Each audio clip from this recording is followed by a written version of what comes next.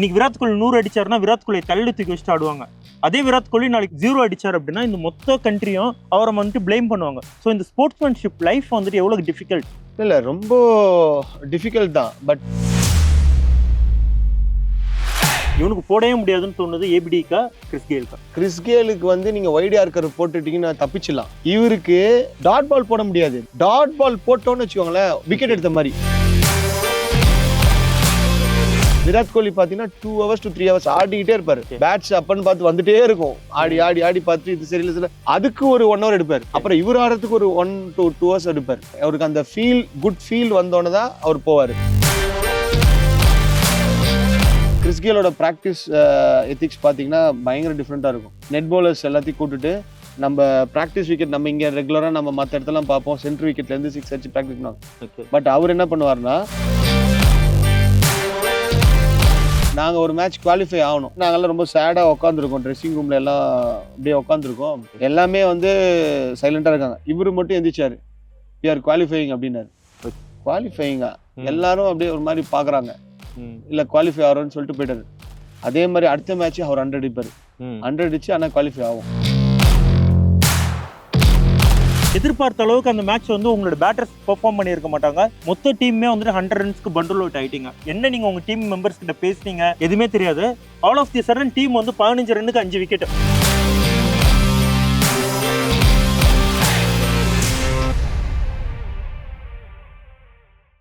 இயர்ஸ்க்கு முன்னாடி ஒரு மிகப்பெரிய ஒரு எக்ஸ்பீரியன்ஸ் இருக்கு அண்ணனோட. அண்ணன் வந்துட்டு நானும் அண்ணனும் வந்துட்டு ஒரே ட்ரெஸ்ஸிங் ரூம்ல வந்துட்டு ஷேர் பண்ணது கிடையாது. பட் எல்லாம் வந்துட்டு அண்ணா வந்து குருநானக் டீம், நாங்கள் வந்துட்டு நியூ காலேஜ் டீம். நாங்கள் அப்போ வந்து பார்த்தீங்கன்னா பச்சைபாஸ், குருநானக், நியூ காலேஜ் இதெல்லாம் வந்துட்டு டீம்ஸ் வந்து பார்த்தீங்கன்னா ஒரு நார்மல் டீமாக இருக்காது. அந்த டீமில் விளையாடுற பிளேயர்ஸ் எல்லாருமே வந்து பார்த்தீங்க அப்படின்னா ஆல்மோஸ்ட் வந்துட்டு ஒரு ரஞ்சி ட்ராஃபி ஆடுற அளவுக்கு ஒரு இன்டென்ஸ் இருக்கும் அந்த மேட்ச் எல்லாத்துலேயுமே வந்து பார்த்தீங்கன்னா. நாங்களாம் பெஞ்ச் பிளேயர்ஸ் தான்.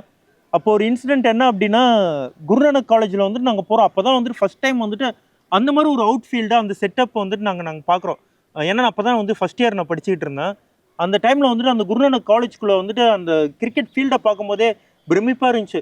மச்சான் இந்த கிரவுண்டே இப்படி இருக்குன்னா சேப்பாக்கெலாம் எப்படா இருக்கும் அப்படின்ற மாதிரி இருந்துச்சு. அதில் வந்து பார்த்தீங்கன்னா ஒரு நல்ல ஓவர் காஸ்ட் கண்டிஷனு. டாஸ் ஆக்சுவலாக வந்து நீங்கள் வந்துட்டு தோத்துட்டு நியூ காலேஜோடைய கேப்டன் உங்கள் தம்பி தான் அந்த டைமில் வந்து கேப்டன் தினேஷனா, அவர் வந்துட்டு போலிங் எடுத்தார்.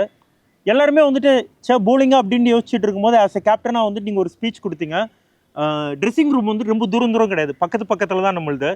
அப்போ வந்து நீங்கள் சொன்னீங்க எல்லாருக்குமே வந்துட்டு ஒரு மோட்டிவேஷனலாக அது இருந்திருக்கும். எதிர்பார்த்த அளவுக்கு அந்த மேட்ச் வந்து உங்களோட பேட்டர்ஸ் பெர்ஃபார்ம் பண்ணியிருக்க மாட்டாங்க. நீங்களும் அந்த மேட்ச் வந்து பேட்டிங் வந்து பெருசாக நீங்கள் ஷைன் பண்ணல. மொத்த டீமே வந்துட்டு 100 runsக்கு பண்டில் அவுட் ஆகிட்டீங்க. அந்த 100 runs முடிச்சுட்டு நீங்கள் உள்ளே வரும்போது உங்களுடைய கோச் வந்து கண்ணா முன்னான்னு கத்திக்கிட்டு இருக்காரு. நீங்கள் உங்கள் பிளேயர்ஸ் கிட்டலாம் ஒன்று தான் சொன்னீங்க, எனக்கு என்னமோ நம்ம 15-20 ரன் எக்ஸ்ட்ரா தான் அடிச்சிட்டோன்னு தோணுது, நம்ம அதுக்கப்புறமா சாப்பிட்டுக்கலாம், கிரவுண்டுக்குள்ளே வாங்க போகலாம் அப்படின்னு சொல்லிட்டு பசங்க எல்லாரும் உள்ளே கூப்பிட்டு போயிட்டீங்க. அது உள்ளே கூப்பிட்டு போயிட்டு அங்கே போயிட்டு உட்காந்துட்டு என்ன நீங்கள் உங்கள் டீம் மெம்பர்ஸ் கிட்ட பேசுனீங்க என்ன எதுவுமே தெரியாது. வழக்கமாக நீங்கள் ஸ்டார்ட் பண்ணீங்க, எக்ஸ்ட்ரானரியாக ஸ்டார்ட் பண்ணீங்க, 2 மேடின் எடுத்தீங்க, நல்லா ஞாபகம் இருக்கு. இன்னும் 2 வந்து ஸ்ட்ரெயிட்டாகவே வந்து ஸ்பின்னர் கிட்ட கொடுத்தீங்க. ஆல் ஆஃப் தி சடன் வந்துட்டு நியூ காலேஜோட பேட்டிங் லைனப் வந்து அப்போ வந்து கடப்பாறை டீம் அப்படின்னு தான் சொல்லுவோம். எங்களோட பேட்டிங் உங்களுக்கு தெரியாமல் கிடையாது. சீனியர் அண்ணனை ஆரம்பித்து சாமியூல் அண்ணா வந்து பார்த்தீங்கன்னா எங்களுக்கு நம்பர் 7 நம்பர் 8 வந்து ஆடுவார். அந்த அளவுக்கு டெப்த் எங்களுடைய பேட்டிங்கில். All of the sudden team வந்து 15 ரன்னுக்கு 5 விக்கெட். அங்கேருந்து திரும்ப சீனியர் அண்ணனும் நம்ம சாமியூல் அண்ணனும் மேட்சை அப்படியே கொண்டு போயிட்டே இருப்பாங்க. 87 for 5 நாங்கள் இருப்போம். 13 ரன்னு தான் இருக்கும். ட்ரிங்க்ஸே கிடையாது. எல்லார் பிளேயரையும் வந்துட்டு நீங்கள் கூப்பிட்டு என்ன பேசுனீங்க அப்படின்றதெல்லாம் தெரியாது. நீங்கள் மேட்ச் 10 ரன்னில் நீங்கள் ஜெயிப்பீங்க. ஸோ அது வந்து எனக்குமே ஒரு ரொம்ப மெமரபிளான ஒரு மேட்ச் தான். ஸோ ஆக்சுவலாக அந்த டைம் வந்து நமக்கு ஒரு மோட்டிவேஷன் ஸ்பீச்சும் ஒரு பெப்டாக்கும் தேவைப்படுது. அங்கே நம்ம ரொம்ப நிறையா பேச முடியாது.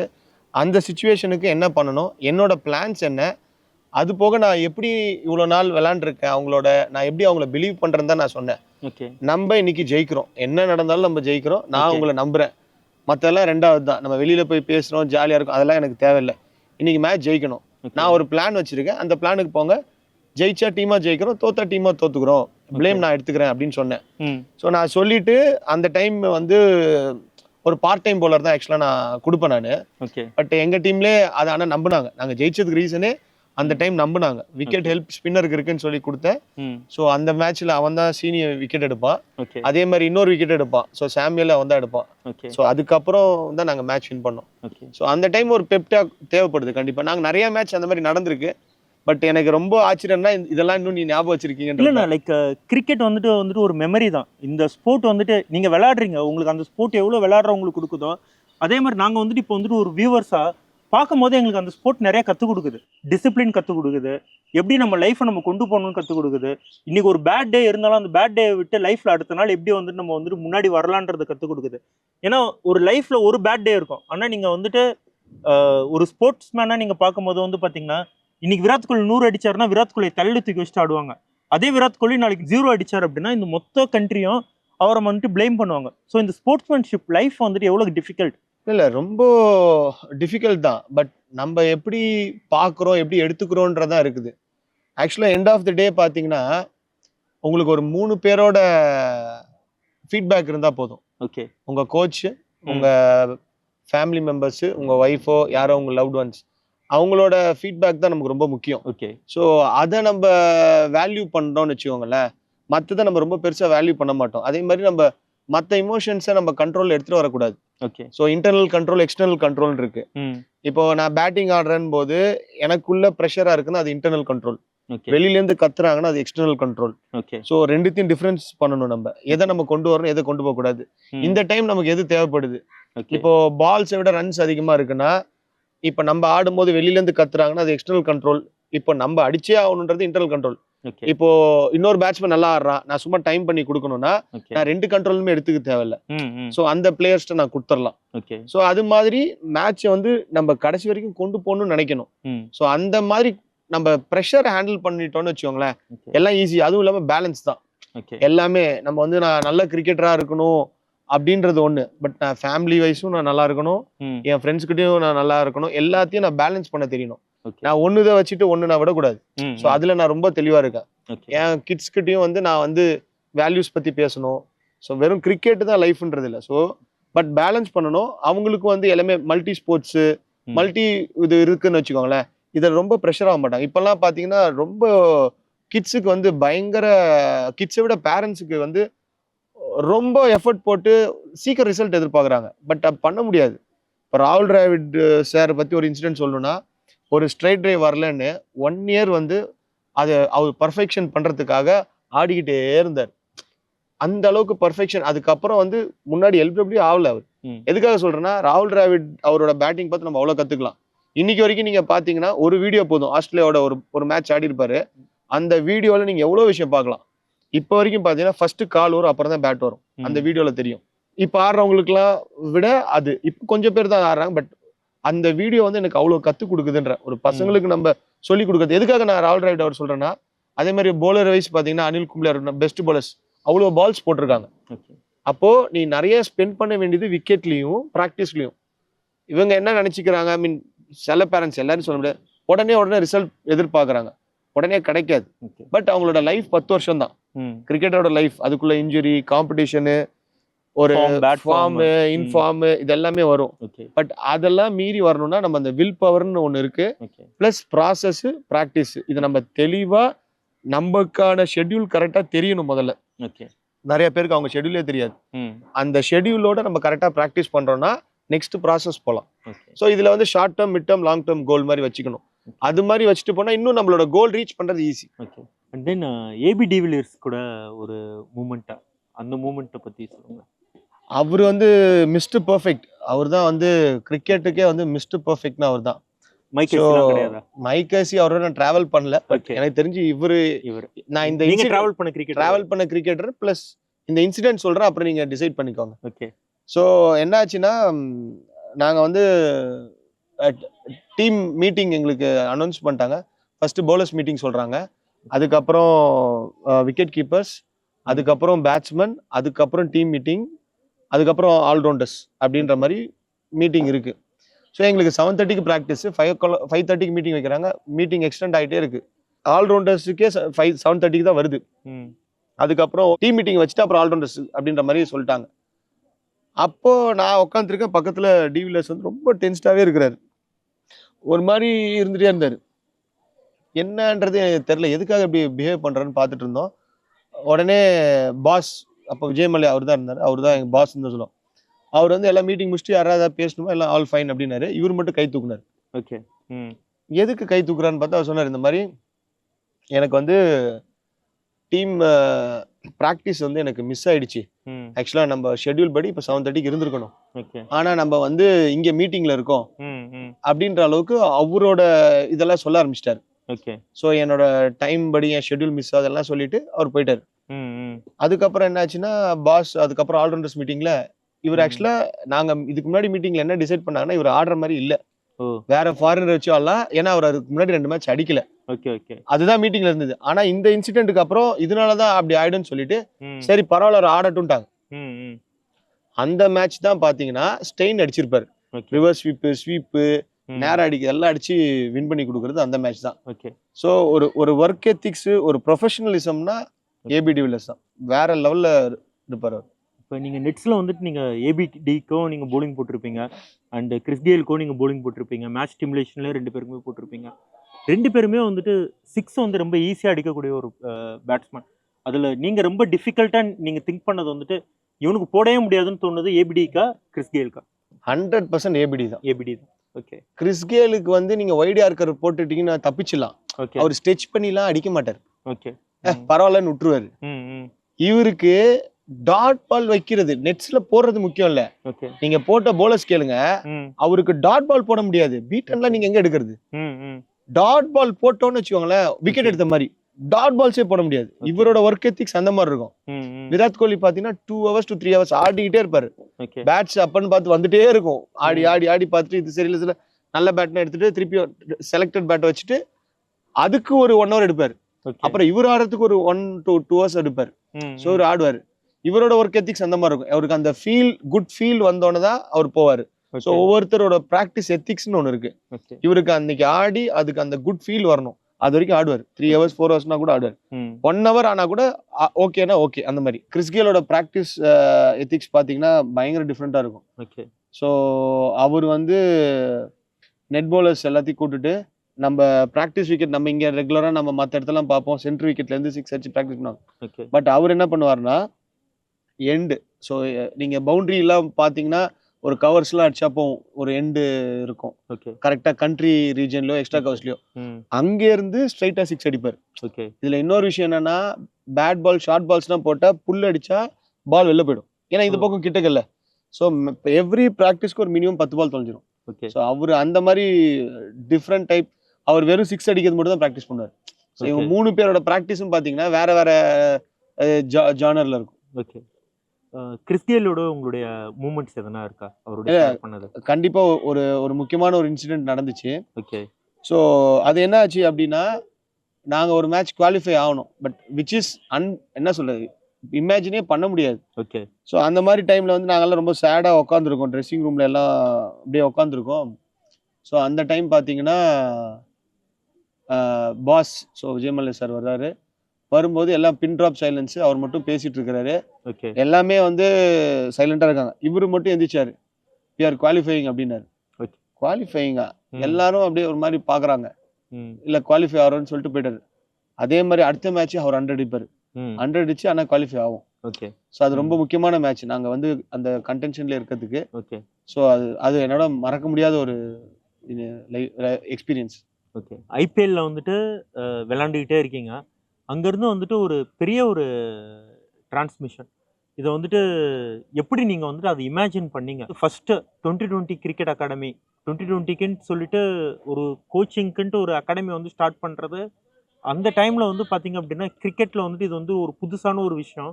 அதுக்கு வந்துட்டு ஒரு அகாடமி ஆரம்பிக்கணும் அப்படின்ற தாட் ப்ராசஸ் எங்கேருந்து வந்தது? அதுக்கு ஃபஸ்ட்டு நிறைய எதிர்ப்புகள் வந்திருக்கும், அதெல்லாம் எப்படி ஃபேஸ் பண்ணீங்க? இல்லை, கண்டிப்பாக எது நம்ம புதுசாக பண்ணாலும் அது வரும். ஐபிஎல் ஆனது அதே மாதிரி தான். யாருமே நம்பல, ஆட மாட்டேன்ற 99% ஆட மாட்டேன்னு தான் சொன்னாங்க. அதே மாதிரி அது எனக்கு ஒரு பயங்கர மோட்டிவேஷன். அது போக நான் அந்த டைம்ல வந்து ஐபிஎல்க்கு நான் ட்ரெயின் பண்ணேன். ஆக்சுவலாக ஒரு 3-4 பேர் ட்ரெயின் பண்ணி அவங்க ஆடுறாங்க அந்த டைம் கரண்ட்ல. அதே டைம்ல நான் அருண் கார்த்திக், தலைவன், கார்த்திக் இவங்களுக்குலாம் நான் ட்ரெயின் பண்ணேன். ஸோ அவங்கெல்லாம் ஐபிஎல் ஆடுறாங்க, ஒருத்தர் ஆர்சிபி, ஒருத்தர் சன்ரைசர்ஸ், ஒரு சிஎஸ்கே.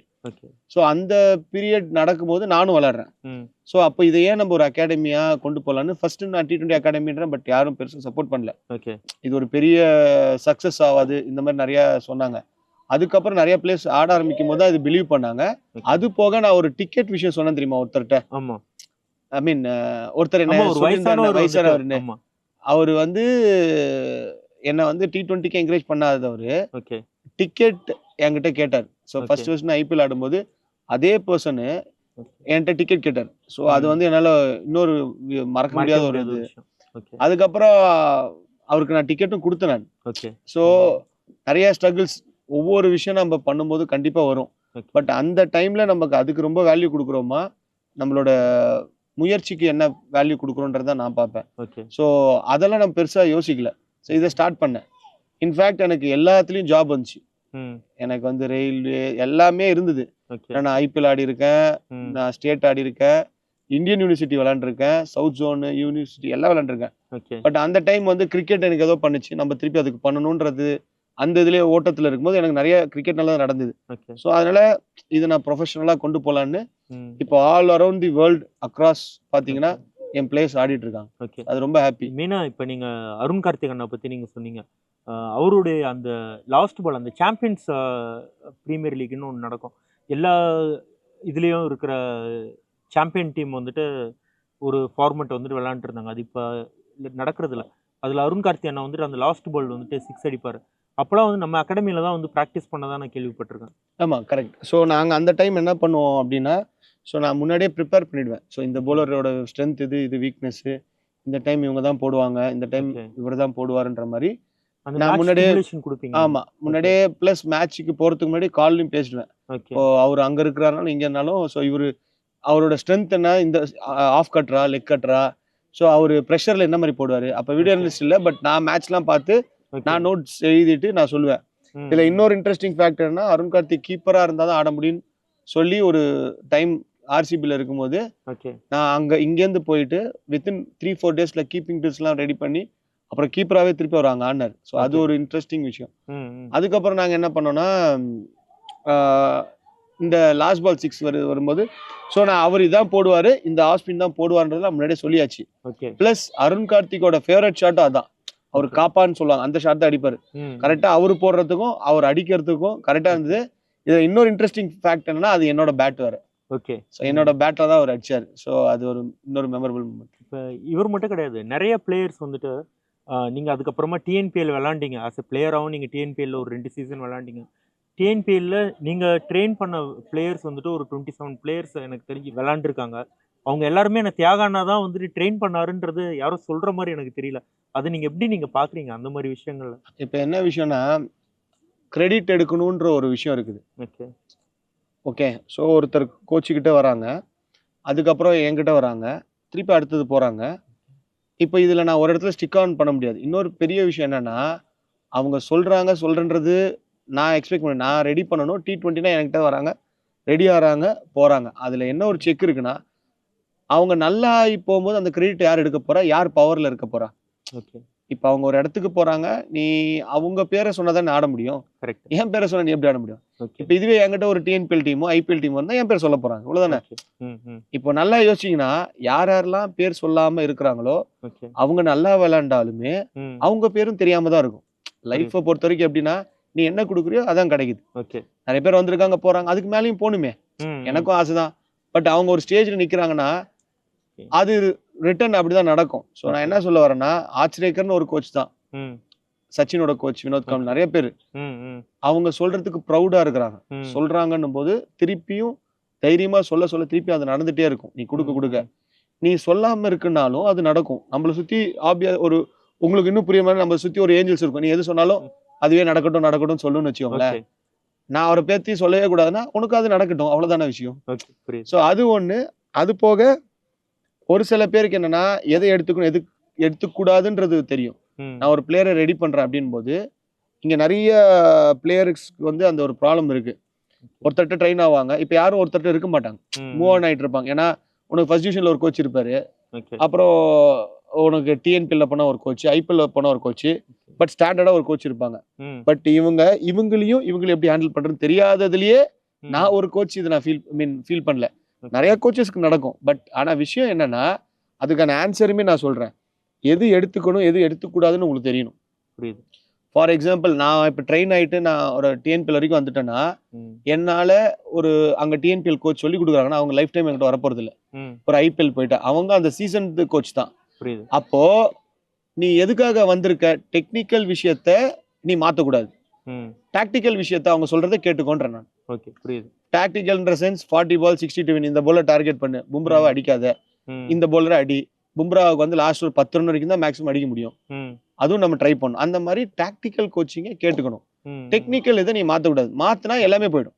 ஸோ இந்த ஒரு கன்ஃபியூஷன்ஸ்ல பிளேயர்ஸ் நிறைய பேர் மாட்டிக்கிட்டு இருக்காங்க. ஓகே, நீங்க ட்ரெயின் பண்ணி வந்துட்டு ரஞ்சி ஆடின பிளேயர்ஸா இருக்காங்க, ரொம்ப குயிக்கா கிரிக்கெட்டை வந்துட்டு விட்டுட்டு கூட அவங்களாம் வந்துட்டு போயிட்டாங்க. அண்ட் இன்னும் கூட வந்து பார்த்தீங்கன்னா அந்த டேலண்ட் ஸ்கவுட்டுன்னு ஒன்று பண்ணிட்டு இருக்கீங்க. லாரன்ஸ்னு ஒரு பிளேயர் நான் பார்த்துருக்கேன். ஒரு டென்னிஸ் பால் தான் எனக்கு தெரிஞ்சு அந்த தம்பி விளாண்டுக்கிட்டு இருந்தார். திடீர்னு கூப்பிட்டு எனக்கு தெரிஞ்சு வந்துட்டு ரெக்கார்ட்லேயே தான் ஃபர்ஸ்ட் அப்படின்ற மாதிரி எனக்கு தோணுது. ஒரு பெரிய மலை மாதிரி ஒரு ஸ்கோர் அடிச்சிருந்தார். அது எப்படி நீங்கள் டிசைட் பண்ணுறீங்க இப்போ? ஏன்னா ஒரு டென்னிஸ் பால்ல இருந்து இந்த பையனால் வந்து கிரிக்கெட் பாலுடைய டைமிங் டோட்டலாக டிஃப்ரெண்ட்டாக, இவனால இந்த ஃபார்மேட் விளையாட முடியுன்றது எப்படி உங்களுக்கு தெரியுது? இப்போ லாரன்ஸ் பார்த்தீங்கன்னு வச்சுக்கோங்களேன், அது வந்து ஒரு வேர்ல்ட் ரெக்கார்ட் சொல்லலாம். ஓகே, ஏன்னா கிரிக்கெட் பால் பெருசா ஆடாத ஒரு player, okay, tennis ball player, TNCA லீக்ல 4th டிவிஷன்ல 430 ரன்ஸ் அடிச்சிருக்காரு. லோவர் ரேங்க் டிவிஷன் கிடையாது, ஒரு 6th 5th அடிச்சிருந்தா கூட சரி பரவாயில்ல அப்படின்லாம். டேரக்டா வந்துட்டு ஒரு 4th டிவிஷன்ல விளையாடும் போது எப்படி அது இருக்கும்? அந்த 430 ரன்ஸ்ல ஒரு 100 அடிச்சிருக்காரு. ஓகே, ஸோ அவரை பொறுத்த வரைக்கும் இப்போ எப்படின்னா, கோச்சுக்கும் ஸ்டூடெண்ட்டுக்கும் உள்ள பாண்ட், நீ எவ்வளவு பிலீவ் பண்றன்றதான் விஷயம். பிலீவ் நான் எப்படி சொல்றதுன்னா, இப்போ என் லைஃப்ல நான் வந்து ஒருத்தர் கோச் பண்றேன்னா இது பர்ஃபார்மன்ஸ். ஓகே, இப்போ நான் வந்து ஒரு ஸ்டெப் வைக்கிறேன்னா, உன்னோட காடோ யூனிவர்ஸோ உன்னோட கட் ஃபீலிங் ஏதோ அது ஒரு ஸ்டெப் வைக்கும், நான் இன்னொரு ஸ்டெப் வச்சு அது ஒரு ஸ்டெப் வைக்கும். நீ வைக்கலன்னா இது வைக்காது. நீ கோச் ஒரு பக்கம் பிலீவ் பண்ணா நீனும் அதே மாதிரி பிலீவ் ஆகும். இதே மாதிரி போகும்போது தான் பர்ஃபார்மன்ஸ் வரும். அவன் 100% பிலீவ் பண்ணவங்களுக்கு எல்லாம் ரிசல்ட் வருது. நீ எந்த பாயிண்ட்ல நீ பிலீவ் பண்றியோ பண்ணலையோ அந்த பாயிண்ட்ல அதுவும் அங்கேயே தான் நிக்கும்ன்ற நான். எல்லாரும் ரொம்ப ஆமா, அவங்க எல்லாரும் யாருமே இங்க ஸ்மார்ட் இல்ல, யாருமே ரொம்ப புத்திசாலி இல்லாதவங்களும் இல்ல. இது எல்லாமே ரிசல்ட் ஓரியன்ட் தான், நம்ம கண்ணு முன்னாடி தெரியும். சோ இதுதான் பர்ஃபார்மன்ஸ். நீ எங்க உன்னோட முயற்சியுமே நீ ஒன்று வைக்கிறேன், இன்னொரு வாட்டி வரலாம், இன்னொரு வாட்டி வைக்கிறேன், இன்னொரு வாட்டி வைக்கலாம். இப்போ நீ வராம நான் ப்ராக்டிஸ் பண்ண மாட்டேன், ட்ரெயின் பண்ண மாட்டேன், நான் வீட்லயே உட்காந்துருப்பேன்னா இது எப்படி இன்னொரு ஸ்டெப் வைக்கும்? யாரு உன்னை மோட்டிவேட் பண்றது? இதுல இன்னொரு விஷயம் என்னன்னா, யாரு உன்னை மோட்டிவேட் பண்ணி கொண்டு போறான்னு இருக்கு. ஸோ நான் வந்து கோச்சிங் தவிர இன்னும் அவங்க என்கிட்ட எல்லாமே ஷேர் பண்ணுவாங்க. ஸோ அவன் family background, Lawrence college fees நான் தான் கட்டியிருக்கேன், நிறைய பேருக்கு நான் பண்ணிட்டு இருக்கேன். அதே மாதிரி அவனுக்கு ட்ரெஸ், ஸ்போர்ட்ஸுக்காக இருக்கட்டும், கிட்டா இருக்கட்டும், அந்த மாதிரி நைஃப், லாரன்ஸ், ஆஸ்டின், நிறைய பேர் நான் பண்றேன். இப்போ நைஃப் கூட இந்த சீசன் வந்து ஆல்மோஸ்ட் 420 ரன்ஸ் வச்சிருக்காரு, பிளஸ் T20 நல்லா விளையாண்டுட்டு இருக்கான். அதே மாதிரி ஆஸ்டின் ஒரு ஃபாஸ்ட் பவுலர்னா அது நம்ம கேம்ப்னே எனக்கு தெரியாது. ஒரு பையன் பறக்க விடுறான்ப்பா ஆஸ்டின்னாங்க. அது இங்க வந்து பார்த்ததுக்கு அப்புறமா தான் தெரியுதா நம்ம கேம்ப் பையன் தான் அப்படின்னு சொல்லிட்டு. ஸோ அவன் வந்து இப்போதைக்கு அவன் தான் நம்ம ஊர்ல எனக்கு தெரிஞ்சு ஃபாஸ்டஸ்ட் பவுலர், நல்லா போட்டுட்டு இருக்கா. ஸோ இவங்கெல்லாம் அடுத்த செட் ஆஃப் இது ப்ரொமோட் ஆகிட்டு வராங்க. ஸோ எதுக்காக இது சொல்ல வரேன்னா, லாரன்ஸ் இது வரேன். ஸோ இது வந்து நார்மல் விஷயம் இல்லை. ஒரு யாருமே வந்து போலர்ஸ் விக்கெட் எடுக்கலாம். ஒரு பேட்ஸ்மேன் வந்து கிரிக்கெட் பால டெக்னிக்கலா நீ ஆடி 200 அடிச்சு 400 ரன்ஸ் அடிக்கணுன்றதுலாம் சாதாரண விஷயம் இல்லை. ஸோ எனக்கு வந்து பசங்கனால எனக்கும் அது ஒரு ப்ரௌட் மூமெண்ட் தான் அது. ஸோ எனக்கு ஹாப்பினஸ், சின்ன சின்ன ஹாப்பினஸ் போதும். எனக்கு நீ பெரிய ஹாப்பினஸ்ன்றதா நாளைக்கு அங்க ஆடணும் அதெல்லாம் ரெண்டாவது. என்னோட கண்ட்ரோலபிள் என்னால முடியுமோ அது நான் பண்றேனோ அவ்வளவுதான். ஸோ அதுதான் எனக்கு ரொம்ப ஹாப்பி. எனக்கு ஓகே. ஒரு யூஎஸ் மாதிரி ஒரு கண்ட்ரியில் நீங்கள் போயிட்டு அவங்களோட ஒர்க் கல்ச்சரை நீங்கள் கற்றுக்கிட்டு அவங்களுக்கு கோச் பண்ணும் போது அது எப்படி இருக்கு? இது வந்து ரொம்ப ஒரு இம்பார்ட்டண்ட்டான கொஸ்டின். ஓகே. ஸோ நிறைய பேர் இது சொல்லியிருக்க மாட்டாங்க, நான் சொல்கிறேன். இப்போ கரண்ட்ல ஐபிஎலுக்கு அப்புறம் மேஜர் லீக் தான். ஓகே. பிக் பேஷ் கூட நான் சொல்ல மாட்டேன், ஏன்னா பக்காவான ஃப்ரேமில் அவங்க பண்ணிட்டு இருக்காங்க. செலிபிரிட்டிஸ்க்கு வந்துட்டு நீங்கள் கோச் பண்ணியிருக்கீங்க. அந்த செலிபிரிட்டிஸ் கோச் பண்ணும் போது உங்களுக்கு இருந்த டிஃபிகல்ட்டிஸ்? இப்போது செலிபிரிட்டிஸ் பொறுத்த வரைக்கும் என்னென்னா, இங்கே 2 விஷயம் பார்க்கணும். கிரிக்கெட்டில் நான் செலிபிரிட்டின்னு ஒன்று இருக்குது, ஓகே ஆக்டிங்கில் செலிபிரிட்டின்னு ஒன்று இருக்குது. ஓகே இவங்க 2 பேருக்கும் முதல்ல இதை பேலன்ஸ் பண்ண தெரியணும். கனால வந்துட்டு நீங்கள் ஒர்க் பண்ணீங்க, அது கனால ஒர்க் பண்ணும்போது உங்களுக்கு இருந்த சேலஞ்சஸ் என்னென்னா? கனா வந்து ஒரு பியூட்டிஃபுல் எக்ஸ்பீரியன்ஸ் சொல்லலாம். ஏன்னா அருண்ராஜா காமராஜா வந்து அவர் பிரதர் வந்து கிரிக்கெட் டை ஹார்ட் ஃபேன், அவர் பயங்கர கிரிக்கெட் நாலேஜ்.